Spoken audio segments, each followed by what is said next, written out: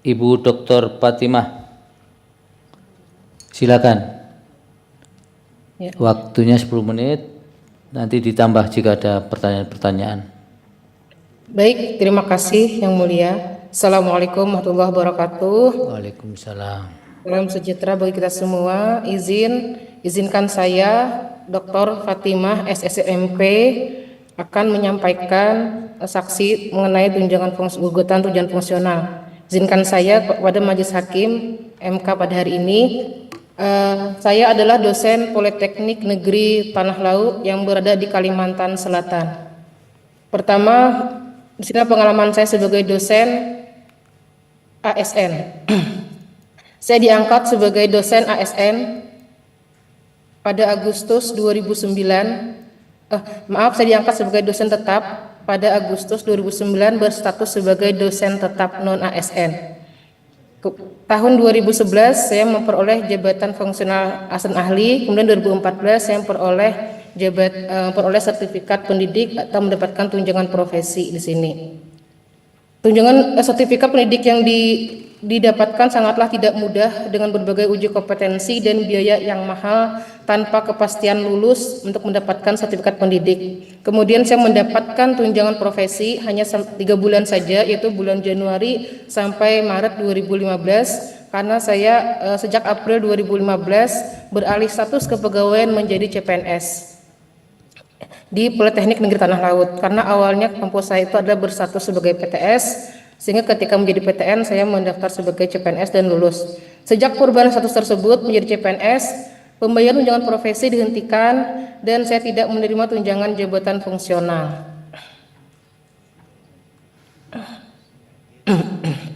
Kemudian pada Oktober 2016 saya diangkat menjadi pegawai negeri sipil dan pengakuan terhadap jabatan fungsional ASN ahli. Sejak itulah saya mendapatkan tunjangan fungsional ASN ahli sebesar Rp375.000. Kemudian pada Oktober 2019 saya diangkat sebagai jabatan fungsional lektor. Kemudian besaran tunjangan fungsional saya berubah menjadi Rp700.000 per bulan.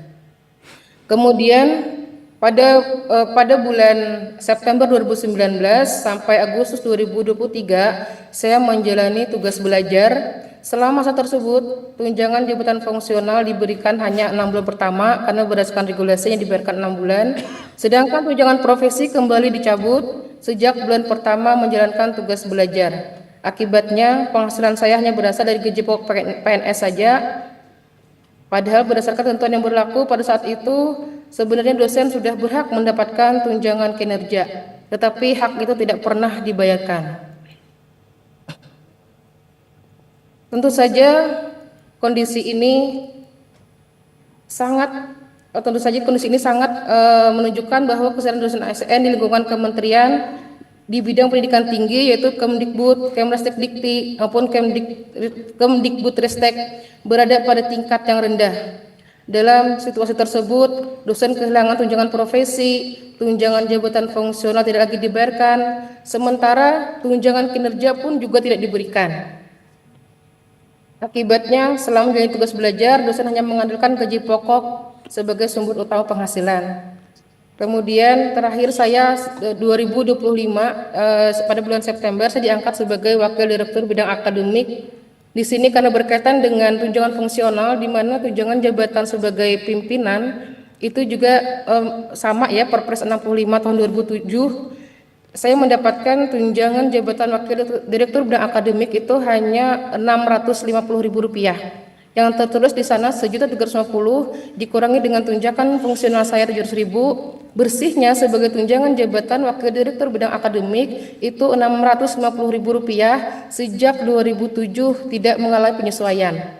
Jika dibandingkan dengan besarnya uang makan sekali makan itu Rp37.000 untuk PNS golongan 3, maka tunjangan jabatan sebagai Wakil Direktur Akademik itu masih lebih rendah atau hanya Rp29.000 dihargai setiap harinya, tidak cukup untuk sekali makan. Padahal tugas sebagai jabatan tambahan itu selain mengerjakan Tridharma perguruan tinggi, juga mengerjakan tugas saya sebagai Wakil Direktur Bidang Akademik. Dan ini jauh lebih rendah dibandingkan dengan koordinator program studi yang diatur dalam SBM Peraturan Menteri Keuangan yang dapat dievaluasi setiap tahun. Hal ini terjadi karena Perpres 65/2007 selama 19 tahun tidak mengalami penyesuaian. Kemudian berikutnya di sini adalah masa titik balik saya sebagai dosen ASN, di mana ketika itu peristiwa terjadi pada bulan April 2024 setelah saya beberapa bulan menyelesaikan studi saya S3, merupakan titik yang sangat berat dan dalam perjalanan saya sebagai dosen. Pada saat itu saya diminta mengembalikan kepada negara seluruh tunjangan tugas belajar yang telah saya terima selama 10 bulan, yaitu sebesar 7 juta rupiah. Dan pengembalian tersebut diminta dalam waktu kurang dari 24 jam. Padahal selama menerima tunjangan tersebut, saya berkeyakinan bahwa pembayaran itu adalah hak saya, tunjangan tugas belajar yang menggantikan tunjangan fungsional dosen. Nilainya sama, Rp700.000 per bulan. Tunjangan tersebut pada awalnya diberikan sebagai bentuk perlindungan kesejahteraan dosen yang sedang menjalani tugas belajar. Kemudian sejak berlakunya Permendikbudristek nomor 27 tahun 2022, ketentuan mengenai tunjangan tugas belajar tersebut tidak lagi diberlakukan sehingga hak tersebut pada prakteknya dihapuskan pada tahun 2023. Penghapusan tunjangan tugas belajar tersebut semakin memperberat kondisi kesejahteraan dosen. Tunjangan jabatan fungsional sendiri tidak mengalami penyesuaian sejak tahun 2007. Sementara tunjangan tugas belajar yang selama ini menjadi pengganti ketika tunjangan jabatan fungsional tidak diberikan juga dihapuskan tanpa diikuti pemberian kompensasi atau bentuk peningkatan kesejahteraan lainnya. Bagi saya pribadi, kondisi tersebut merupakan masalah yang paling berat selama menjalani profesi sebagai dosen. Pada saat menempuh pendidikan doktor, saya telah mengorbankan banyak aspek ekonomi demi meningkatkan kompetensi akademik yang pada akhirnya diharapkan memberikan manfaat bagi negara. Tapi dalam masa tugas belajar tersebut, penghasilan saya pada dasarnya hanya berasal dari gaji pokok sebagai PNS. Di tengah keterbatasan ekonomi tersebut, saya justru dihadapkan untuk mengembalikan tunjangan yang selama ini saya yakini sebagai hak yang sah. Keadaan ini menimbulkan beban ekonomi sekaligus psikologis yang sangat besar bagi saya. Sesuatu yang semula diberikan oleh negara sebagai hak berdasarkan peraturan yang berlaku dalam waktu singkat berubah menjadi kewajiban untuk mengembalikannya sebagai kerugian negara. Pengalaman tersebut menunjukkan bagaimana perubahan kebijakan yang tidak sertai mekanisme perlindungan bagi dosen dapat menimbulkan kepastian hukum dan berdampak langsung terhadap kesejahteraan dosen aparatur sipil negara yang sedang bekerja menjalankan tugas negara untuk meningkatkan kualifikasi akademiknya. Di sini yang ketiga tentang kesetaraan implementasi hak kesejahteraan dosen.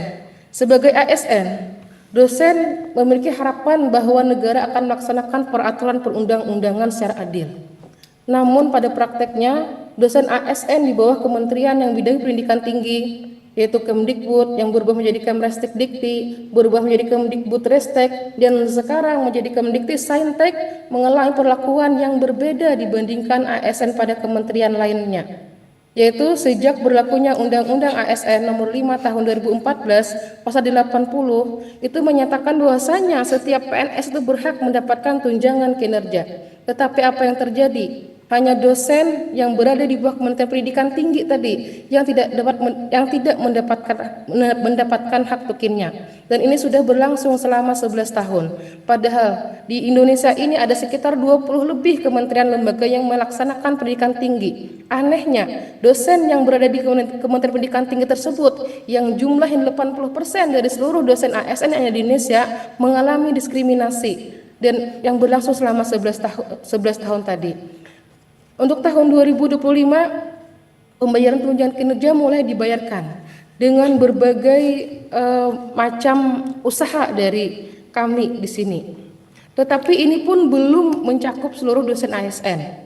Hanya 35% untuk dosen ASN yang berstatus satker, kemudian bagi berstatus juga BLU, tetapi tidak menerapkan remunerasi.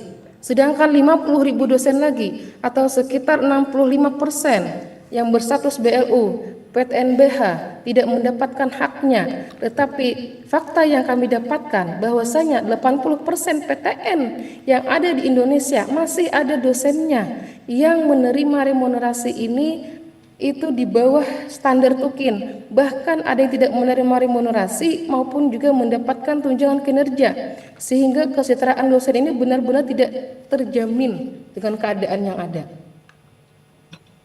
Kemudian selain itu juga sumber pembiayaan remunerasi bagi dosen PTN BLU maupun BH ini itu mayoritas berasal dari pembayaran uang kuliah tunggal, kemudian juga iuran pengembangan institusi. Kondisi ini telah menggeser beban pembiayaan kesejahteraan dosen yang semestinya ditanggung oleh negara melalui APBN, sekarang ditanggung oleh masyarakat melalui pendapatan kampus itu sendiri.